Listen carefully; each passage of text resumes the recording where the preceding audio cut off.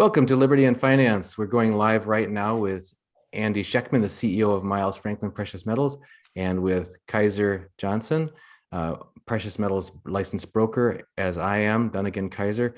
Thanks everyone for joining us for this live Q&A with Andy. Andy, thanks for coming back on. Always good to be here, Dunnigan. Good to see you. Kaiser, you too, buddy. Thank you. Good to see you. Thank you. See, we've got a whole bunch of people looking, actively chatting away in the question and answer stream. I'm going to kick it off with a question that was pre-submitted by a viewer and also a client. Andy, this is a question for people who have metals in storage, perhaps under an IRA. If they're living all the way across the country in times of increased disruption, uncertainty, unrest, like we've been through at times in the past couple of years, some people are wondering, especially if their depository may be over on the far East Coast, highly populated area, Delaware or other, would there be any reason that they should consider moving their storage to someplace that's less populated or closer to where they live if they live out like in the Midwest or in the mountain states? Really what the problem is with most of the custodians that are out there, they use depositories. The majority of the depositories, and again, do not segregate silver within the IRA. Now it's pooled. I guess what that means is that if you were to buy Royal Canadian Mint 100-ounce bars and put them into any of those depositories, the chances of you getting Royal Canadian Mint bars back is less likely than you may think. You're going to get 100-ounce bars back. And this is one of the reasons that I choose to work predominantly with New Direction out of Louisville, Colorado, or Entrust. They're the two depositories that use the Dakota Depository. Now, I try to remain as impartial as possible, but when I am looking at IRA deposits, there are two things that come to mind at the Dakota Depository. The first one is that it's in North Dakota, and not much goes on in North Dakota from a standpoint of a geographic footprint of the United States. It's about as good as you can get. You're almost in Canada, for God's sakes, and it's going to be very cold there pretty soon.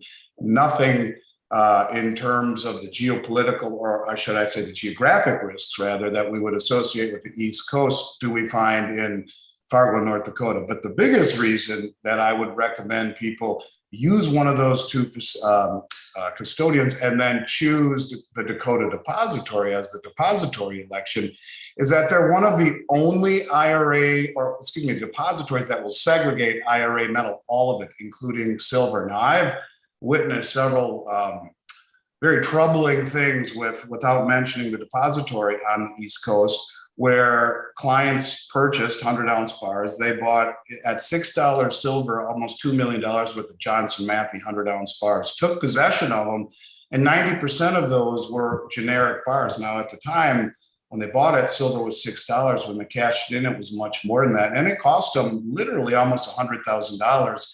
And the depository would do nothing about it. In the fine print, it said, silver within an IRA is not segregated. Most of them will segregate the gold, but not the silver. So it's in essence taking a bucket, scooping up the exact same product, may not be in the exact same condition, may not be the exact same year, may not be the exact same make.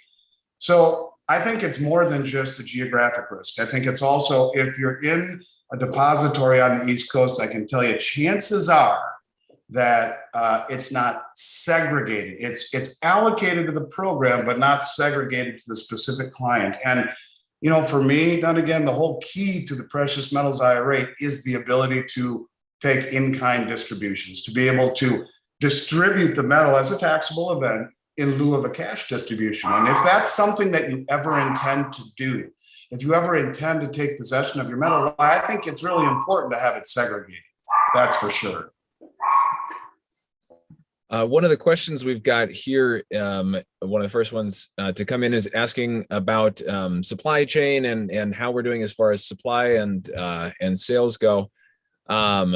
Just looking back to see who said it. Sorry, there's a lot going on in the chat, which is great. But yeah, what is the demand looking like right now? Well, it looks like there's a couple questions about it. One, how are we doing on supply, Miles Franklin, and will the supply chain issues cause the metal prices to rise? Yeah, basically questions of that that regard. And if you can fit it in a segue, with the Chinese, Frank Galati asks if with the bond market collapsing in China, will that put more demand on dollars or more demand on gold? So. Well, okay. Well, the first part of the question is, as I've been saying on your channel for quite some time, I'm convinced that the market will ultimately be defined, the physical precious metals market, by difficulty sourcing product. It's a very small market that is very supply chain driven. And there's been and continues to be an awakening globally about the reasons, the importance of owning precious metals. And so what used to be a very small segment of people that own precious metals is gradually and I think incrementally widening, not just here in North America, but everywhere. And we're all competing for the very same small stockpile of gold and silver for investment. So right now, we are beginning to see premiums start to edge up a little bit again, as I expected. We're entering into the time of the year when typically when we see very strong demand in precious metals, typically the third into the fourth quarter globally. But we're also seeing so many things economically, like what's happening with the bond market in China, which, by the way, ultimately I think is going to be a big problem here in the United States. And while it very well may have a short-term demand-driven boost for the dollar, I don't think it's anything substantive. It's the old saying, the dollar is the prettiest mare at the slaughterhouse. There's nothing behind the dollar. In fact, it is being debased at such a rapid rate that, pick your poison. So when I think if anyone were really honest with themselves, having gold in lieu of a currency that, has lost 98% of its value in the last 50 years and continues to print more and more and more money, so much so that 50% of every dollar ever created was done so in the last 18 months. And they're trying to find how to come up with another $3.5 trillion, and they're broke. They're insolvent. When we talk about the bond market, you have interest rates right now at 1.4% or so on the 10-year treasury here at home in the United States, with inflation by their own CPI numbers at 5.6 or 7%, which excludes food, energy, and housing, the three most inflated, asset classes on the planet. So who's buying the 10-year treasury? Who's buying the US government bond? I would argue nobody but the Federal Reserve. Maybe a corporation like Apple or IBM, or a corporation with tons and tons and tons of money and doesn't know where to put it. So they get back 97% or 98%. It's better than speculating it or leaving it in a bank account, earning nothing with great risk. The systemic risk, the systemic nature of problems, whether they emanate in China or whether they emanate here, I think is on the horizon. And so I think more importantly, here again, this is not about an investment. This is about protecting yourself. And, when people are talking about price not behaving the way it should, I will just harken back, and I've talked about this with Dunnigan. In August, when the price fell by $100, one managed money trader that I've called the others, this group that is thought to be sovereign wealth funds, one group stood for purchase of 40,000 COMEX December contracts. That's 4 million ounces of gold. That's almost $8 billion. That's an initial margin requirement of $330 million. Who's got that kind of money? As I've been saying on this channel for quite some time, the biggest money in the world is using the manipulated price of gold and silver, which is behaving so counterintuitively and frustrating so many people, to run cover to accumulate massive amounts. Now, if this trader holds true to the way that they have behaved over the last year and a half, draining COMEX of their supply, on December 1st, they'll stand for delivery on $7.5 billion worth of gold. Where does that come from? Does the commercial bank who naked shorted that in the middle of the night at 4:30 in the morning in the access market, do they have to come up with that on December 1st? Look, all I can tell you is that the smart money, the big money, sees these types of problems, whether it be supply chain, getting product, whether it be issues with the bond market or the equity market or the real estate market, all at all-time highs, levered against the highest or the lowest interest rates in human history. They are front-running whatever is coming. So people need to take a step back and realize that things can get much, much worse than they are if we see some sort of a bond problem here. And ultimately, with what happened in Saudi Arabia 3 weeks ago or 4 weeks ago, with Russia signing the contract with Saudi Arabia for military protection, is what has given the dollar its petro status. That's where the bond problem starts, because the Fed's buying 150 billion a month to keep interest rates low. What happens if the whole world dumps dollars because OPEC decides to offer oil in other currencies other than the dollar? These are the types of what ifs that we never would have thought of before. And I think in baseball parlance, we're in the ninth inning for the US dollar in terms of its acceptance as singular world reserve currency. And if we look at the bond market, it is the mother of all bubbles. And so it may start in China, but the systemic nature of all these markets could very well send shockwaves globally. And it's demand for the dollar short term and demand for gold long term. So pick your poison, Kaiser. I think buying gold and silver at these levels is a heck of a subsidy, and the smartest people in the world are doing it. Yeah. On that, there's a follow up there, and Dad Dunnigan, feel free to jump in if you need to. But I was just going to tag on to something Andy had just said about the supply chain and how it's affecting the precious metals market. It's now getting press on the mainstream media on a daily basis. We're seeing now stories actually being acknowledged about major disruptions that are going to be they compound. And we had an expert from the trucking industry on about 3 weeks ago. He's coming back on in about a week, talking about how this can become a really vicious snowball, because if you can't get the parts to build the vehicles or repair the trucks that are doing the deliveries, then all of a sudden, if you can't repair the trucks, now you don't have enough trucks on the road, and then it just becomes, it can feed on itself and become a real crippling, basically a gridlock of not just container ships that are waiting to get to ports to unload, but even things being able to move around the country. So we just saw more stories about that on even mainstream channels this evening, as well as exposés on the reality of inflation that you've been bringing up for some time, Andy, and talking about that even though the Fed is denying it or saying it's transitory or whatever, that now that's being reported on becoming so. It's like everybody except the Fed is. Well, actually, it's interesting because Jerome Powell just came out in his last meeting and said, well, it actually might be structural, at least for the time being. Well, of course it is. And, you know, it's when you see over $1.4 trillion going into the reverse repo market, the big money is scared to lend the money out into the system.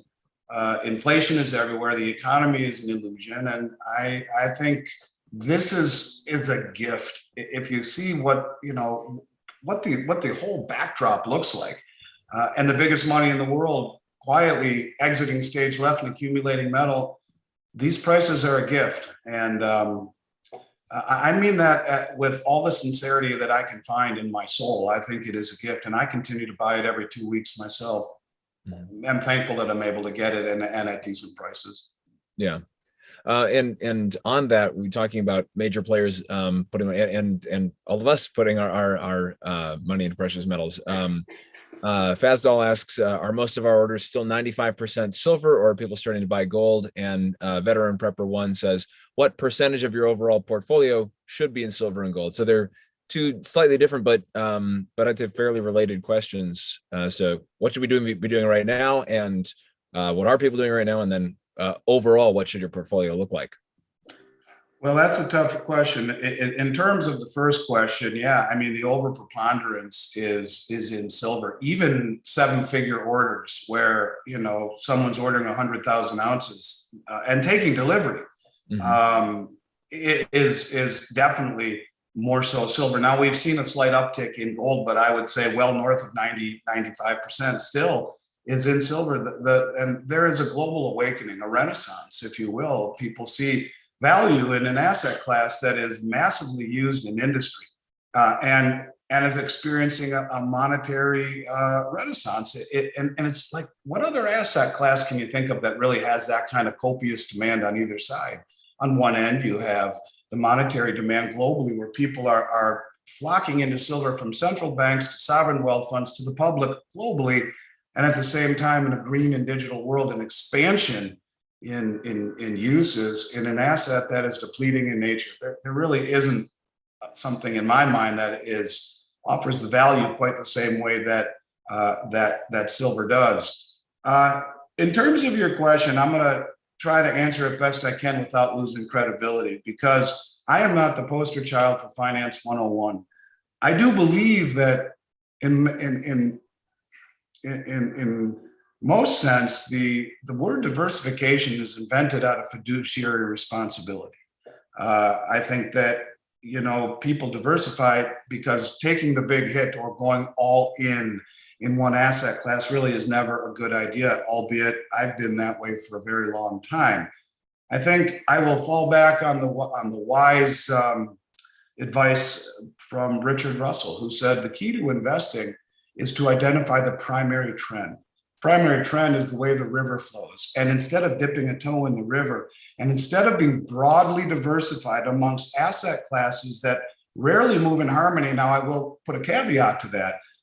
Stocks, bonds, and real estate, the three pillars of wealth, will all move inverse of a rise in interest rates. They'll all collapse. So a diversified portfolio in stocks, bonds, and real estate is the key to disaster right now, in my opinion. Instead, what you do is you identify the primary trend. And in my mind, it's of a dying and decaying dollar. You take a big position, a big one, within the primary trend. You jump in underwater in the river, but broadly diversify within it. Gold, silver, oil and gas, farmland, anything that you could think of, really, that would give you diversity within a dollar that is losing grip, that could potentially lose its singular world reserve status. To me, that is the way you succeed. Instead of being broadly diversified, you broadly diversify within a primary trend. And to me, the primary trend is 100% a dollar that's in trouble, and ultimately interest rates that rise. So you want to find something that allows you a protection from rising interest rates and a falling dollar. Where else is there to go other than precious metals? In fact, I would argue it's really pretty much the only inversely correlated asset class right now to the US stock market, and by default, the US dollar. Mm-hmm. Andy, I wanted to circle back with you to get some feedback. About 2 times ago, when you visited us, you talked about a noted increase in the size of orders coming from large new clients who had never, some of them never purchased metals before, but suddenly were awakening and suddenly asking about 7-figure or more orders. And I think my sons and I have seen a similar trend. And just in the last month, we're seeing more and more people, not just the usual regular stackers. The stackers are great. They call up, every week or 2 or 3 or 4, and they say, yeah, I'm gonna add another 20 ounces or 50 ounces or whatever. But this is people who are saying, for the first time ever, how do I get my 401k money? How do I get my IRA money? How do I get my I sold a property, I sold a home, I sold a ranch. I want to get most of that or a big portion of that into metals. Are you still seeing that on your side as well at the entire company level and at the industry level? 100%, absolutely. And it goes to the fact that the big money usually is in front of the people who don't pay as much attention or have as much to protect. And I don't say that in a derogatory sense. I mean, if you look above us, as I've been saying for the last year and a half, the biggest money in the world for the last 4 years has been front running this, central banks and the commercial banks, and now the sovereign wealth funds and the family offices. And one step below would be sophisticated investors who are working with money managers. And I think when they ask their money manager, what is your solution to this? I think even big money who has granted authority to their money manager to direct their retirement funds, they're realizing that nothing goes up forever and that we're entering a period of time that's scary. And we're getting a lot of calls from money managers, and we're getting a lot of calls from people who are acting independently of their money manager. Because the alternatives out there, when times used to get scary, you guys, you would buy bonds. But bonds paying a negative yield right now, along with the risk that comes with an insolvent government issuing these bonds running inflation, and the problems that we see geopolitically under the current administration and under the current narrative of Russia striking relationships with the two largest OPEC countries to protect them. This is what gave us this dollar hegemony. And I think this is where the problem will start. I really do. I think we're all going to wake up one day and see OPEC issue oil and other currencies. And it's going to be a big problem. You'll see a massive dollar dumping where 150 billion a month will not keep interest rates low. And I think big money understands. When I say big money, I'm talking mid 6 and 7 figure orders where they're doing it not as an investment. They're doing it because they've made a lot of money in an equity market that has treated them very well. And in terms of where to put their funds right now, I think they're frightened. And, you know, a lot of, especially older people, many of which don't understand cryptocurrencies, they look to gold and silver really as the only place to put their money outside the financial matrix. And so the answer is yes.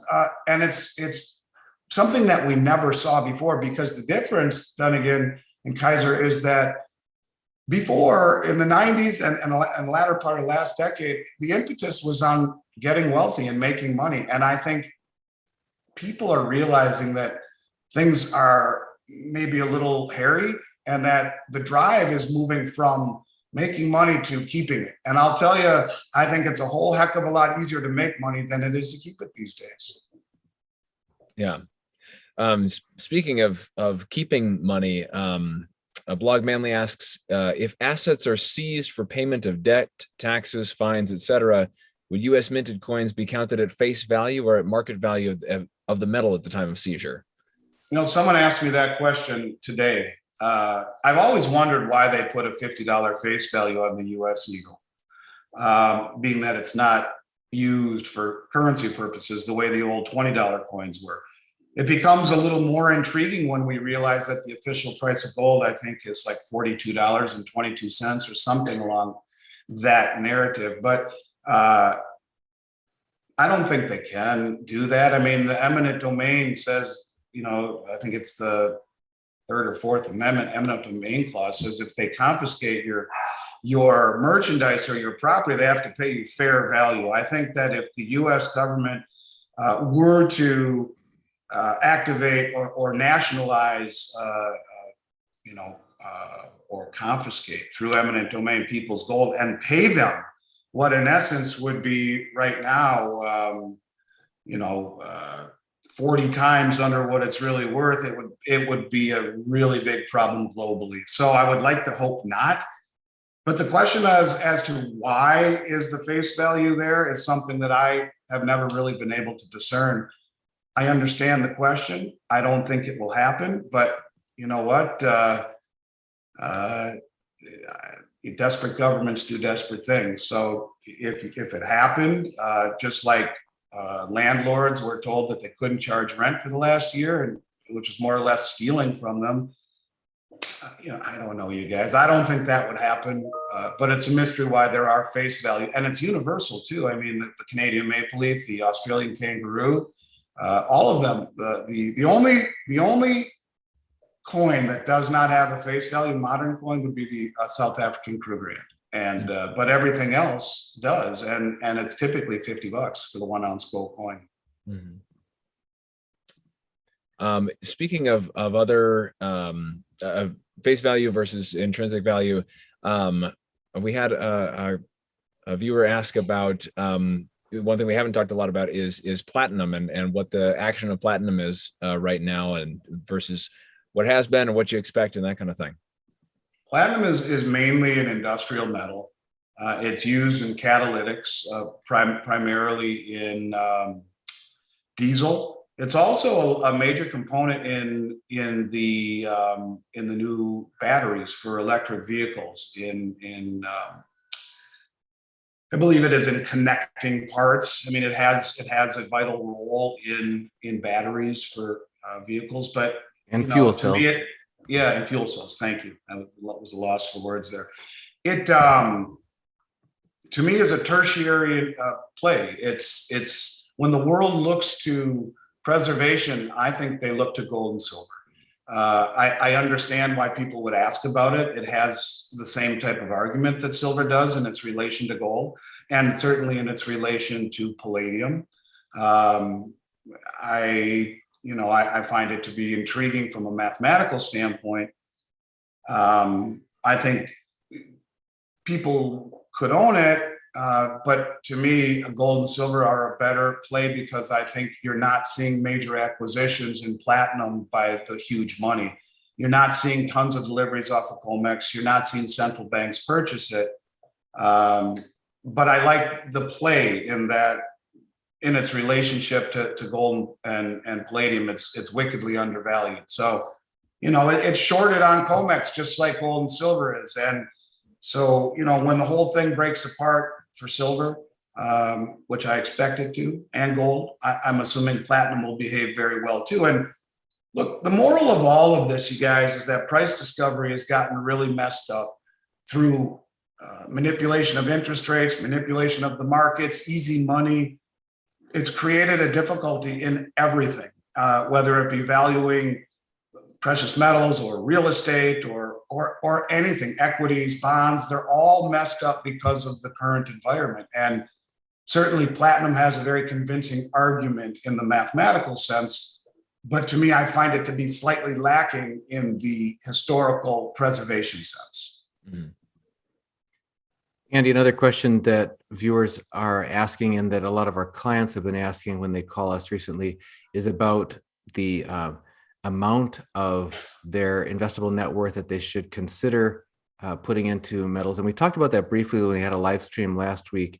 And that was the idea of most people in the last couple of generations, which is completely different from all generations to come before that, have gotten this idea that where your nest egg is like in the local bank. It's on your bank statements or your brokerage statements, rather than that the default should be in something physical, whether that's land or a paid off home or metals, which are more liquid than either of the other two.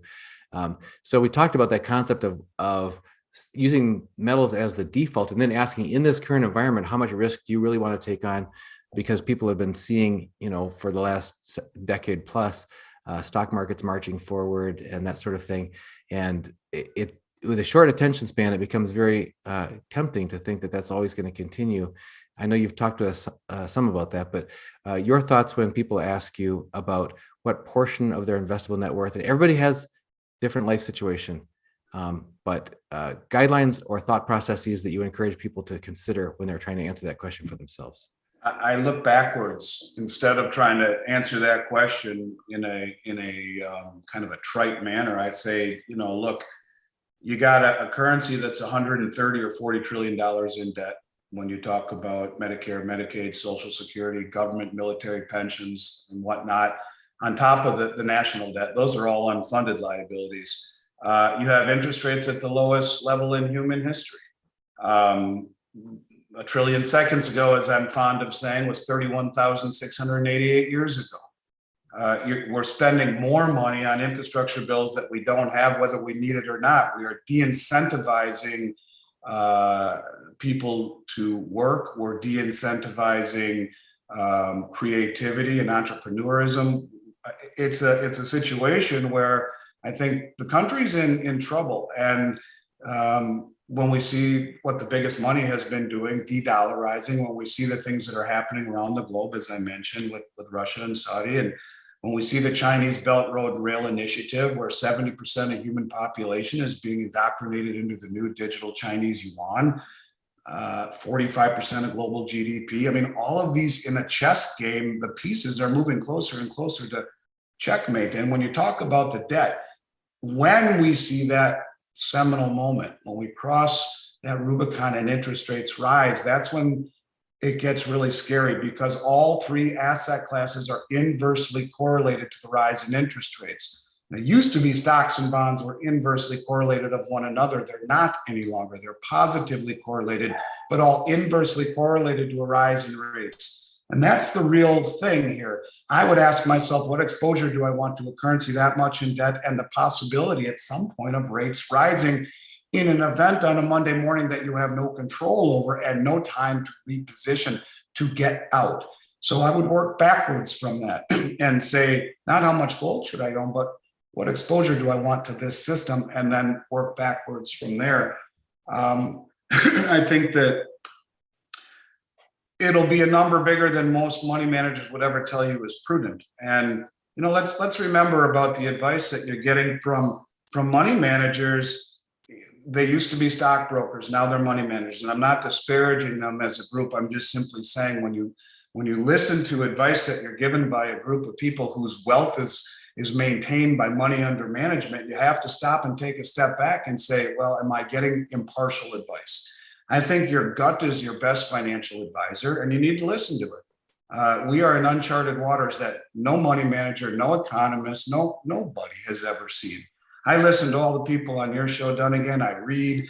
I'm constantly trying to stay abreast of what's going on, and I make my own opinion. These are my opinions based largely on factual things, but largely my opinion. And I think at this point, people have to take accountability and say, I need to take accountability because these are uncharted times, uncharted waters, and heaven knows where we end up in a year or two, or what is the next event that really is a catalyst for problems that has maybe been the impetus for all the big money, this huge money. Whoever can post $330 million margin for a 40,000 contract COMEX position for December delivery, probably, that kind of money is positioning opposite the dollar right now. And I think that's what everyone would be wise to do, to whatever level allows them to sleep well at night, and not listen to what conventional wisdom is, because in unconventional times calls for unconventional thought and action. One more follow-up question for back on the storage question I asked you about earlier. Another client was asking if they do opt to have at least a portion of their metals that they own put into vault storage, can they, at some point, should things get dicey enough in the country that they don't necessarily trust things being shipped around of high value, can they make an appointment, show up, and pick up some of their own or all of their own metals if they choose to? Well, in our Brinks storage program, the answer is yes. Although COVID has certainly made that far more difficult. Our Brinks facility, non-IRA, would be Miami, where we have the only Brinks program in the United States in Miami, or shall I say, the only relationship with Brinks Miami in the United States. New York City, Montreal, Toronto, Vancouver, Los Angeles, and Salt Lake City. And the answer is yes, you can go pick it up. The Dakota Depository in Fargo, absolutely you can. It becomes far more complicated within an IRA because you have to go through the red tape of dealing with the IRA custodian before you go pick up your metal. But yes, I think in fact you would be foolhardy to store your metal outside of an IRA in a facility that does not allow you to pick it up or does not tell you where it is located. So the answer is yes, and with all of our facilities, and I would avoid like the plague anyone that would not let you do that, or any facility that would outlaw that. We had a couple of viewers asking questions about the idea of Basel IV and what could be expected in that, and if they'd revisit the question of precious metal discovery. I have no idea. I will tell you that I am not up on Basel IV yet. Of course, I'm sure I will be by default, but I don't know. Look, I will just simply say, to me, whatever you want to call it, whatever name you want to give it, whether it's tier 1 asset, tier 1 reserve, tier 1 in terms of credit, whatever you want to call it, to me, the biggest money in the world for the last 4 years have been gobbling it up. And the central banks largely. And so no, I don't know much about Basel IV, but I do believe that the next system, in order for it to survive, in order for it to be embraced, will have to have something standing behind it, because for thousands of years, governments have proven that they will always choose the printing press or inflation over austerity, over tough decisions. And I think at some point, you have to go back to sound money. Now, how does that happen? That happens by revaluing gold to a level that most people would think impossible. That also means probably not making it redeemable, 1-to-1 like it was prior to 1933. Even if a country like the BRICS nations, like China, or well, as China perhaps, or the United States, or a conglomerate like the BRICS, were to issue a portion of a currency where the veracity of it is denoted on a distributed ledger blockchain, but the pegging is denoted there also with independent third-party audits of the gold held in a Swiss vault or something.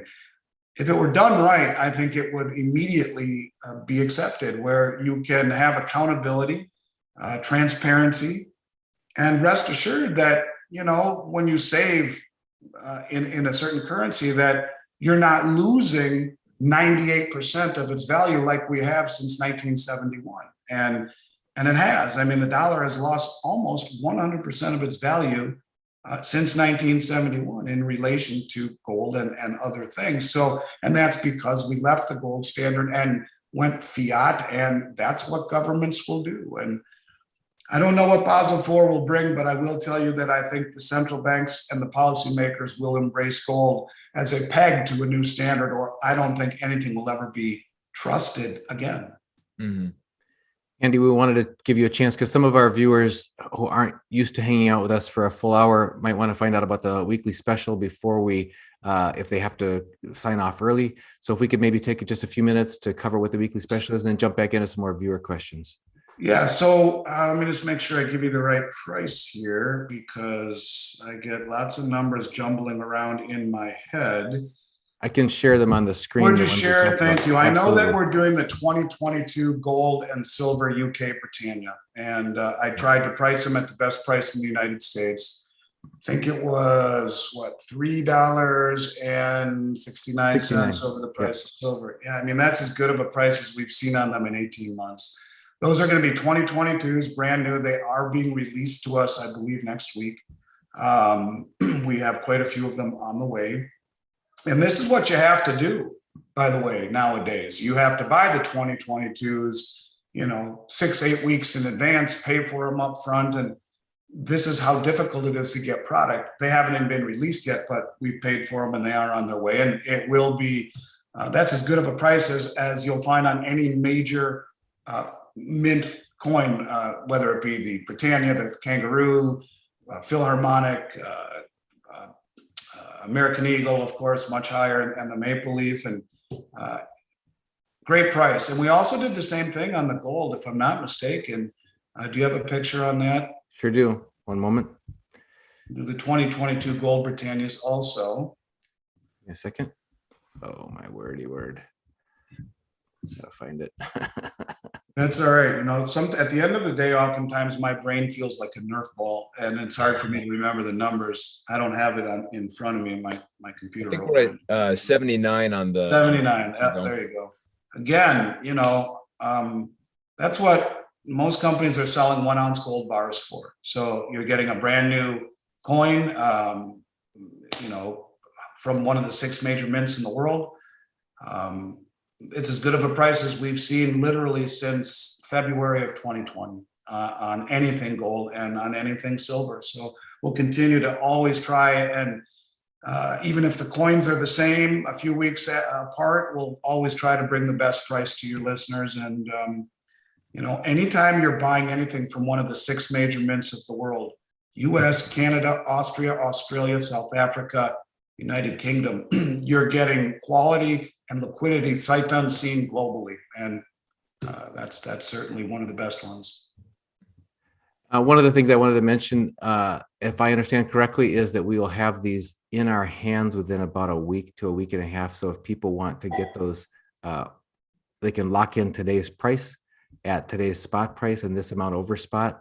And we'll be able to fill those orders and ship those once they're in about a week to a week and a half.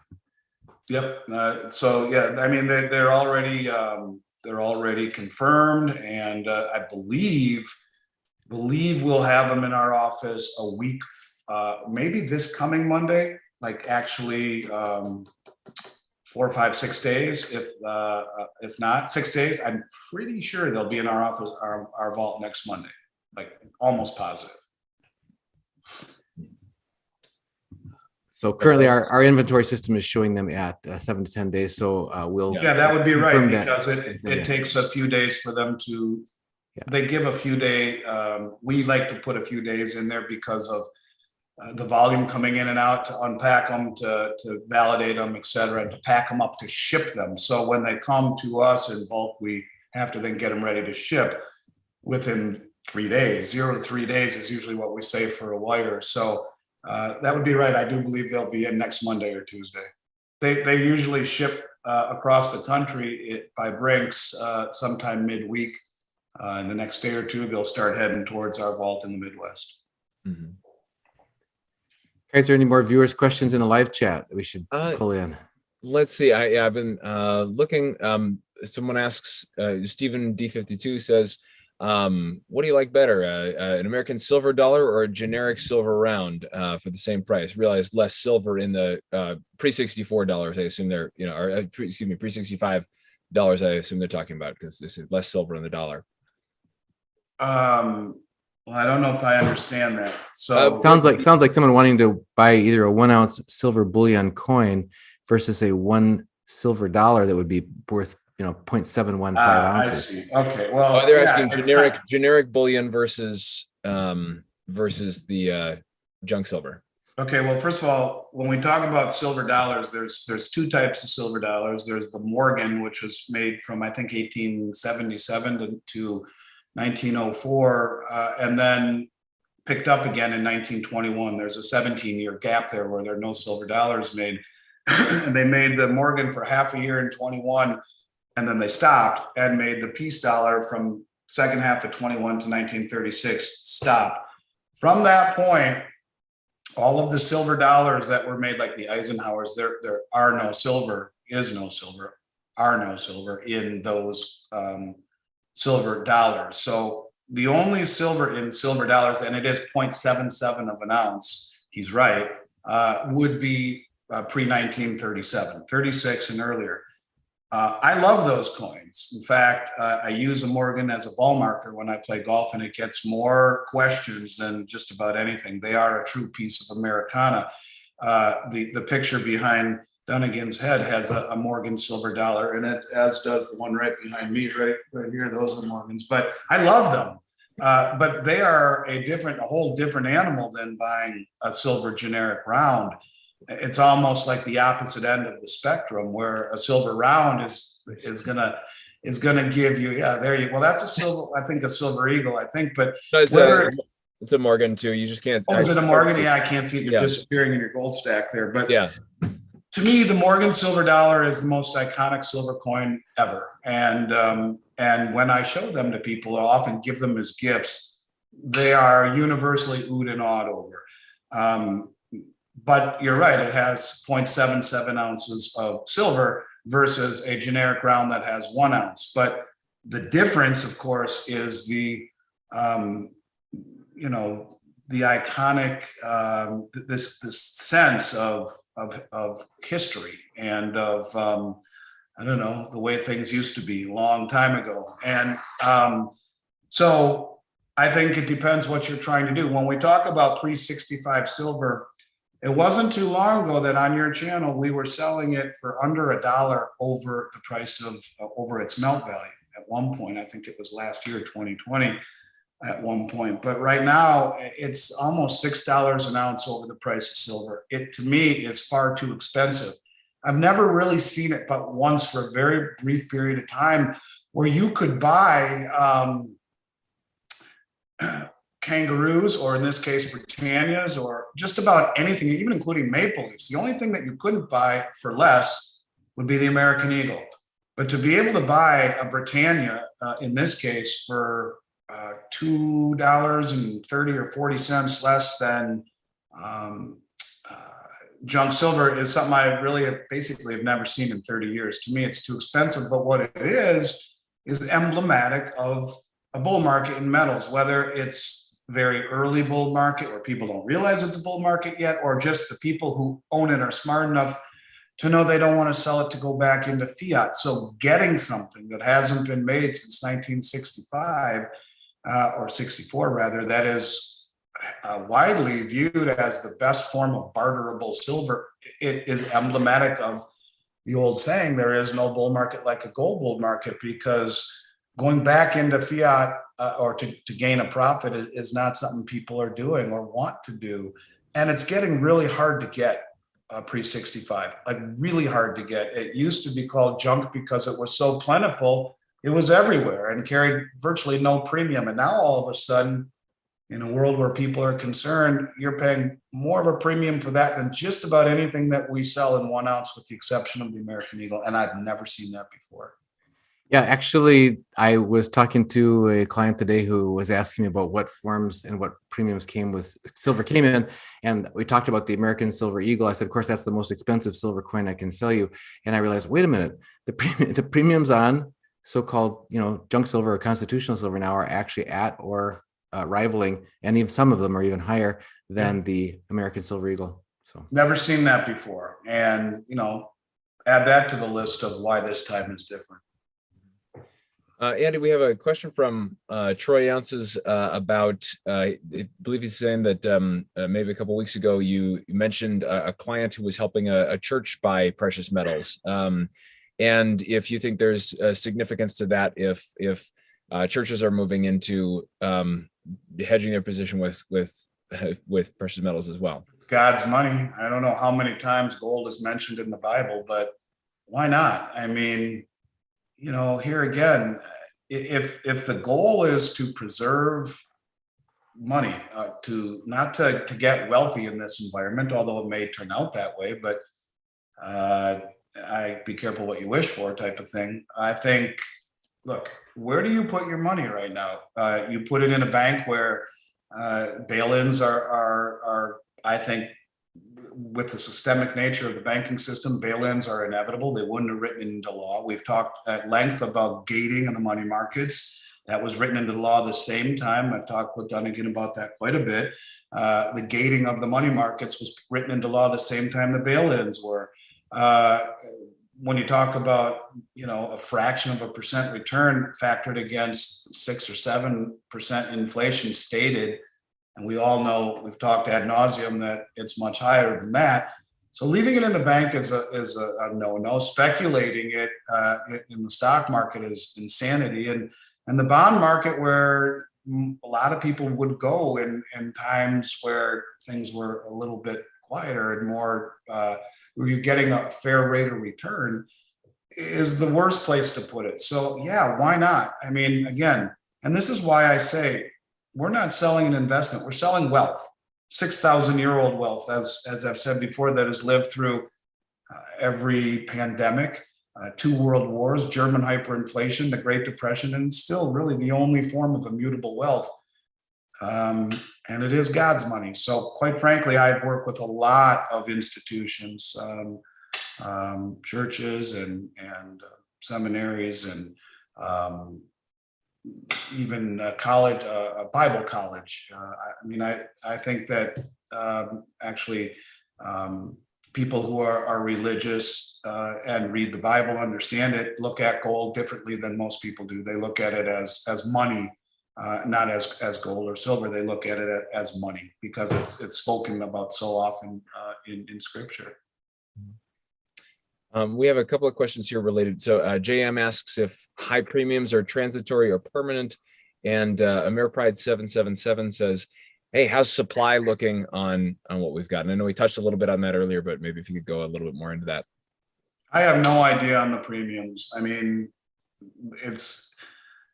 what is your definition of transitory? Like if you would have bought Silver Eagles from me at any time prior to, for the most part, anytime prior to December 2020, you would have paid $3.19 over the price of silver. In March, 4 months later, I would have paid you almost $11 over to buy them from you. We've talked about this a lot on your show as well. Rick Rule talks about 0.5% allocation in people's portfolios across the whole financial matrix in this country. What happens if that goes to 5%? It's a tenfold increase. What happens to premiums? And a lot of the people who would comprise that 5% are not even aware that they need gold and silver yet. And you know, that's when you see the hockey stick move. I believe that they are not transitory. You know, look, if you get a government that stops printing money, that you know, inflation is under 2%, where there's sound monetary policy, yeah, fine. But and when we have a government that's gone insane, printing as much money as they are, running wicked levels of inflation and manipulating interest rates, I think it's just a matter of time before people on a much larger scale wake up to the necessity of hedging against something that's coming. Because again, the biggest money in the world doesn't make moves the way that they are doing.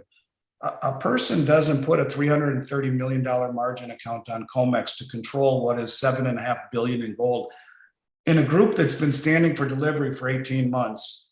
And that would happen the day one in December, by the way. That's when those contracts would come due. You don't see that kind of wealth making these kind of moves.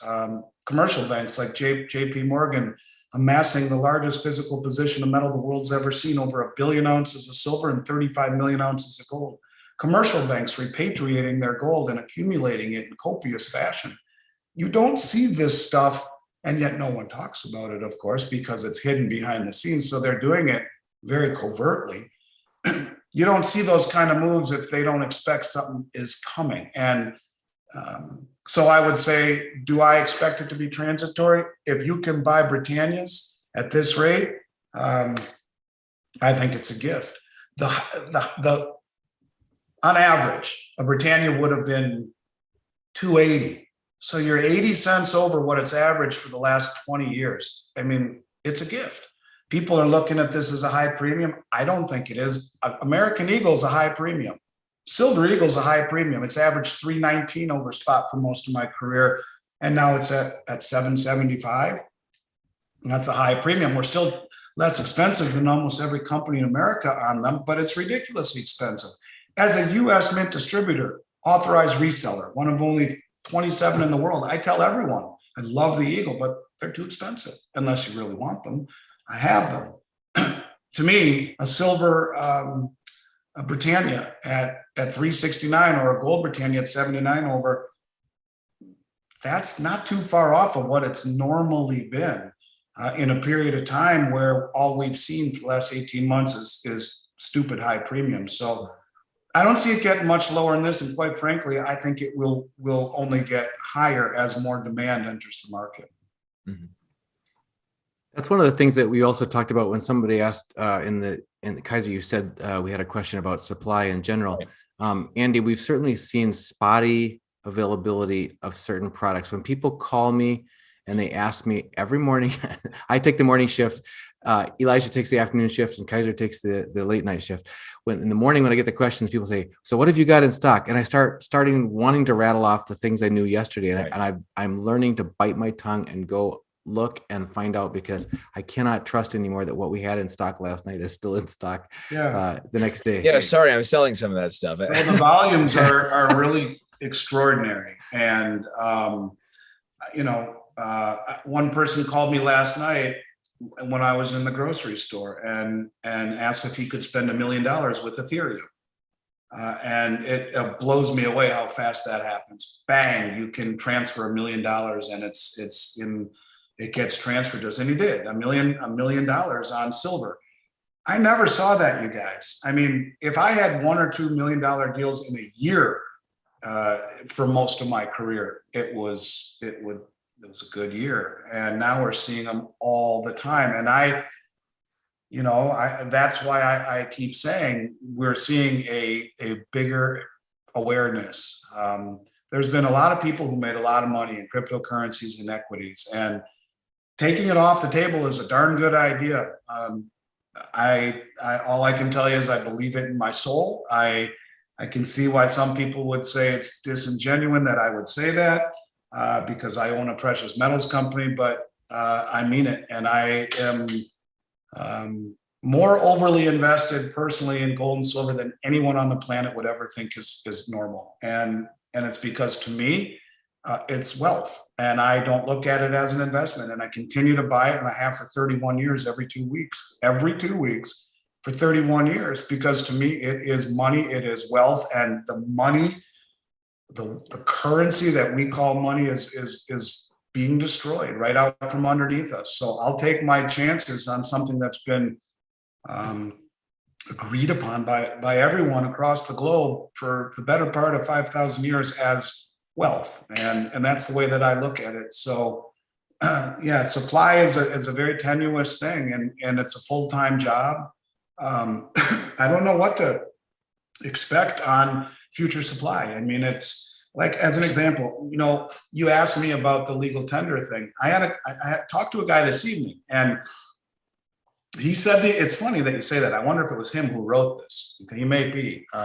He said to me, he wants to buy gold rounds because he doesn't want the government to pay him $50 if they confiscate gold. And I don't think they're going to do it. I said, and furthermore, I don't have gold rounds. I said, but I got Krugerrands. And then I called my operations and found out that you can't even find any Krugerrands. I called 2 other distributors, people that I have accounts with, and they all said the same thing: can't get them. So, that's one of the 6 major mints of the world. What happens if you can't get Maple Leafs, Krugerrands, Kangaroos, and Britannias, and now there's just the Eagle and the, and the Philharmonic? How fast do you think those disappear? When these 8 mints run out of product, one by one, it's game over because no one sells anything. So all of these questions about transitory premiums, about supply, they used to all be very easy to answer, no problem. Now, with the large orders, the level of interest increasing, the supply chain problems, the demand globally from all of these sovereign mints, it's going to define this market. A difficulty getting product, higher premiums is going to define the market. I believe that. I totally believe that. It's not yet. We're still able, luckily, to get stuff, but who knows what tomorrow brings? Who would have ever thought we'd be where we are in 2019? I certainly didn't. So don't know. We've had some questions about barter. That's one of the questions that comes up quite often, is people saying, because we've all been lulled to sleep in the last 2 generations here without gold and silver in our currency, people saying, how would you ever spend your gold and silver? How would you ever be able to use it in a time of urgent need if you had it? Because we're all so conditioned to thinking that our ATM card or for some people cash is all that we can use. So how would you use gold and silver? They're asking, how would bartering work? And one of the lessons we've talked about in the preparedness community around bartering is, don't wait until an emergency to establish relationships and build relationships with your neighbors, your friends, local farmers, local food producers. People know how to fix things around you, etc. People barter best with people they trust, and you want them to trust you before you ask them to barter with you when the time comes. I mean, how would barter work? I think you'd want to have small pieces. 1 10th-ounce gold American Eagles, junk silver, 1 ounce silver coins. It gives you options. I mean, these what if questions are very difficult to answer. And again, it's just my opinion, but what you have is options when others have none. And I think that if no one wants to accept your dollar bill, and I've witnessed that when I traveled around the world before COVID, going to Switzerland in 2018 or 19, no one wanted dollar bills anywhere I went in Zurich. I mean, they wouldn't take them, and which was kind of surprising to me. But I think that the lesson is that we live in uncertain times, and I would rather, again, take my chances on something that's been valued or agreed upon as wealth for all of time. It gives you options when others have none. So how would it work? I don't know. Use your mind's eye, but at least you have something to offer when others would have nothing to offer other than personal possessions or services they could provide. At least you'd have something to offer. Guys, are there any more questions on the chat stream that you've picked up on in the last few minutes? Not specifically. It sounds like so yeah, I think we're caught up pretty much. All right, guys, don't hesitate to ask a question for Andy. It's not every day you get live and real time to ask a CEO of a company something that's on your mind. And there certainly have been a lot of questions asked by a lot of viewers who've called in to make relationships and to reach out and express their needs. Another question, Andy, that does get asked quite often recently is whether people should, if they're rolling over an existing 401k or an IRA into a precious metals, should they have three main options they're looking at. One is going to a traditional precious metals IRA, traditional IRA. Another is a Roth IRA. The other is saying, I'm just ditching the system, take my lumps, pay my penalty and my taxes now, and do everything I do privately.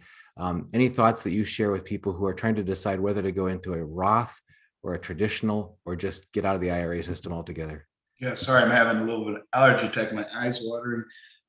First of all, I'd like to address, that's a good question. For all the people out there with LLC IRAs, I've often warned against them, and it looks like the new tax bill is targeting them as well. So if you have an LLC IRA, I would reach out immediately to your custodian and ask them what your options are.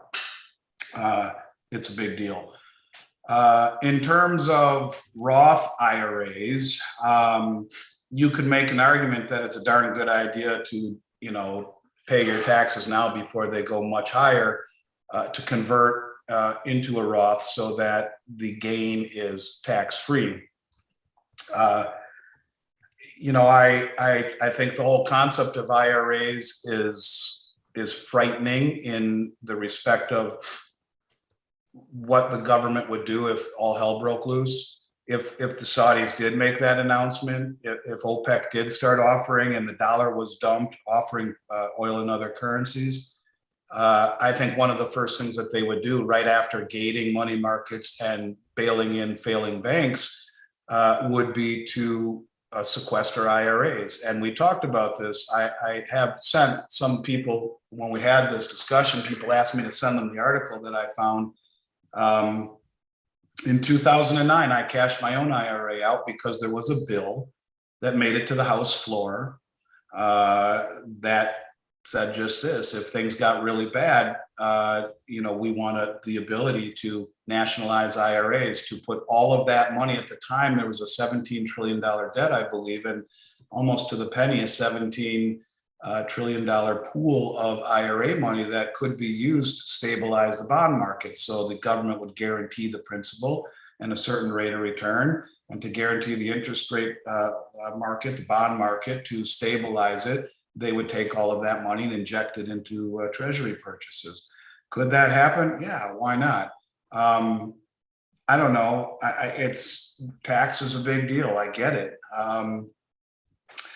I think that if I were over 59 and a half, I would think real hard about leaving it in the system and paying my taxes now, because one of the things that people are under the impression, and I would argue it's faulty, is that the money in their IRA belongs to them. 25% or more belongs to uncle. He's going to take it whether you like it or not.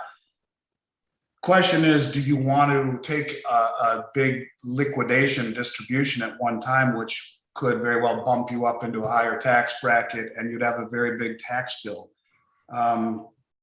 Weigh that against the potential for problems with the markets and what the government would do to solve that problem. To me, it's hard to ignore all of the money that's sitting there in IRAs. And that's why I cashed mine out. In retrospect, was it the right decision? No, it wasn't. I should have stayed where I was, but do I lose any sleep over it? No. I'm accountable for my decisions. And if more people took accountability for their own finances instead of delegating it to a financial advisor, it's easier to be okay with being wrong. It's also a whole hell of a lot easier or more less aggravating when you're right and otherwise would have been wrong if you had listened to someone else. Listen to your inner voice, listen to your gut. It is your best financial advisor. And these are times where these kinds of decisions should be debated, should be thought about. Is it better to leave it in the system and pay your taxes slowly over time in an environment where things could get really crazy and taxes are going higher? Or is it better to bite the bullet, get out of the system, pay the taxes, even if you have to pay penalty under 59 and a half, it's 10%. Is it worth it to think about it? I think right now it's time to have that discussion with yourself. The fact that that bill never made it past, reaching the House floor, never was immediately vetoed or shot down is inconsequential. The fact that the genie was let out of the bottle, to me, was more relevant. And in a seminal event where things really got bad, I think they would come after IRAs. So Roth would be better than traditional because you're going to pay your taxes now before they go higher. And I would tell people, give it some thought to cash out. If that makes sense to you, I don't find fault in it at all. We have a question that was submitted by Chuck. He says, is the new $600 IRS mandate going to affect how people buy gold and silver?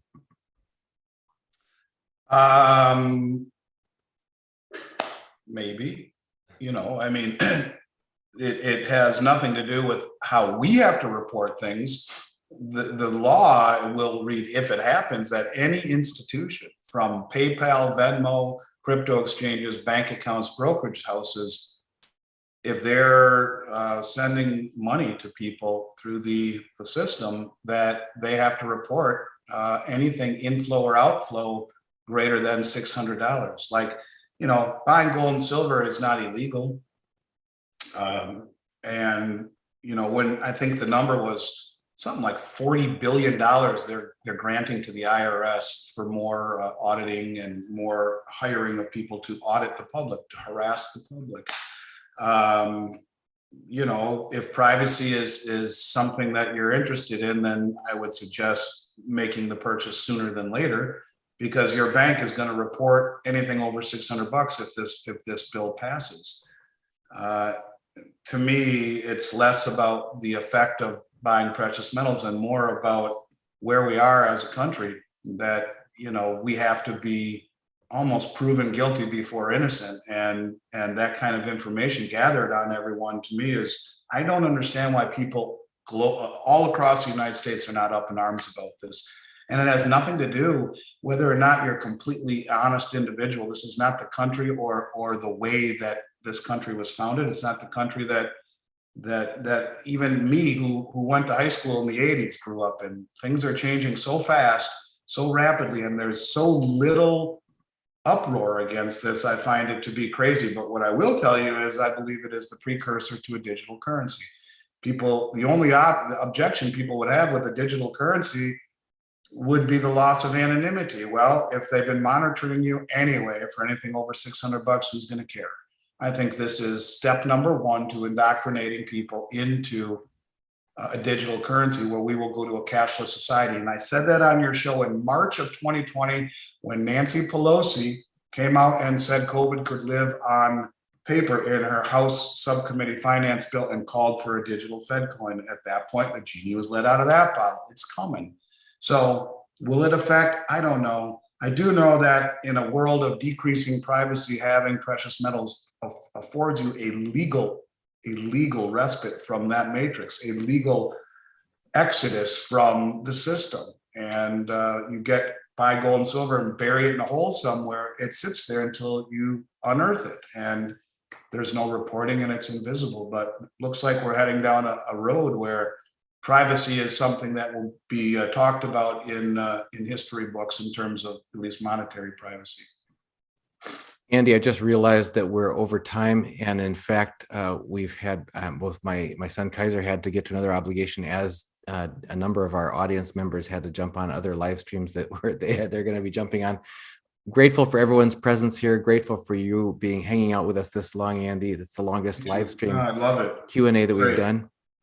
So just recapping, I think, folks, we've just shown you again. I showed you just a few seconds ago both the silver 2022 Britannias, as well as those are at, I'm going to show you just one for a second again. Those are at 369 over spot, and they'll be in within about a week. As also sharing the 2022 pre-sale on these 2022 gold Britannias for $79 over spot. So those will also be within about a week. Anything, Andy, that you want to leave with our viewers before we let you go? No, just that I'm grateful for the questions and the people tuning in. I'm grateful for my relationship with you and your family. And it's nice to just be able to talk to some people about what's going on, because for most of the people out there who are watching this, I'm sure most of them will agree that having these feelings and these beliefs is a lonely existence. And but you can only save the planet one person at a time, starting with yourself and your immediate family. And I'm grateful for the opportunity to do my part. And I look forward to seeing you again next Tuesday. And anytime you want to do one of these live stream Q&As, to me, they're better than doing something recording. I like to have the interaction. So I appreciate it. Yeah, it's really helpful. And the only way we can have that interaction is, again, the generous participation. We've had over 700, north of 800 viewers simultaneously watching and submitting questions. So guys, everybody, thank you for being here. I've seen many names that I recognize from most of our super chats and live chats, and many that are brand new tonight. So welcome to everyone who's new. And Andy Schectman, CEO of Miles Franklin Precious Metals, as always, thank you for joining us here on Liberty and Finance. Pleasure is mine, Dunnigan. I'll see you soon. Take care, everyone.